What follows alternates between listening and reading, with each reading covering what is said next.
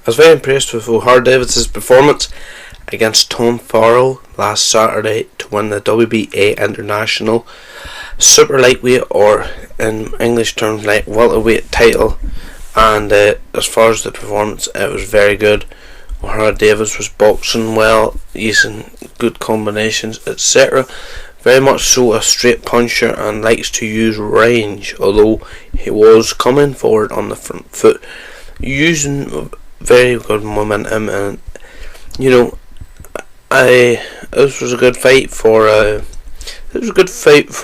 Ohara Davies in the wake of his defeat to Josh Taylor. This was a good one to shake off the ring rust or whatever. Well, he didn't have ring rust because he was only out, but you know what I mean. Like, this was a good fight to shake off the ghosts, the demons, and all that from defeat.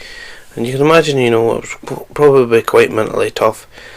I know he says that it doesn't bother him too much because he got a nice payday and all. It's bound to bother him to some extent. I mean, yeah, it might be over it now, but when he lost, it obviously hurt him, and he seems to have taken the positive out of the defeat to Josh Taylor, and hopefully he has, because in this sport you really have to have to have a positive outlook on basically everything, good things, bad things, and all that. So it was good enough opponent for Ohara Davies. I thought that the fight was very close to being stopped in the second round. He nearly had Tom Farrell out of there, but it did last until the 6th, and Tom Farrell, I have to say, gave a spirited effort. He showed heart to get up when he was being knocked down, although one of the knockdowns he wasn't heavily knocked down, as you can you could tell by the body language of him. He didn't look shook. He looked confident. He still looked psychologically okay, mentally okay. He seemed to be a bit confident there when he got up from that one of the knockdowns. I think it was in the second round, and he looked pretty confident. So as far as Tom Farrell, he gave a lot of heart, and you have to give him credit where credit's due.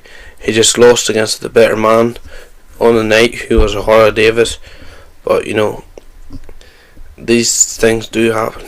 Ohara Davies, who's he fight next? I think because of the nature of being British and all that, and being in the same weight class, and he should fight Ashley Theophane. I think he could beat Ashley Theophane. Theophane.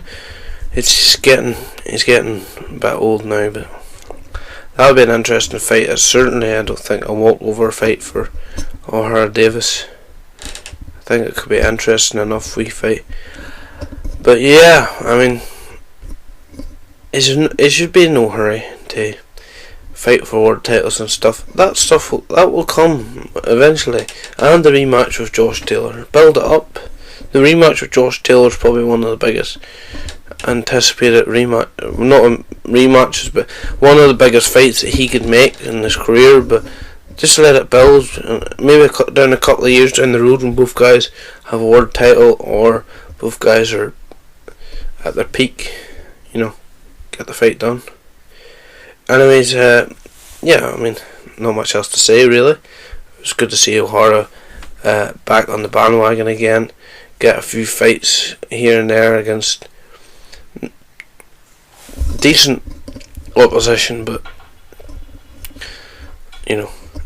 get fighting active and keep fighting regularly 3 or 4 times a year, or whatever he decides to do.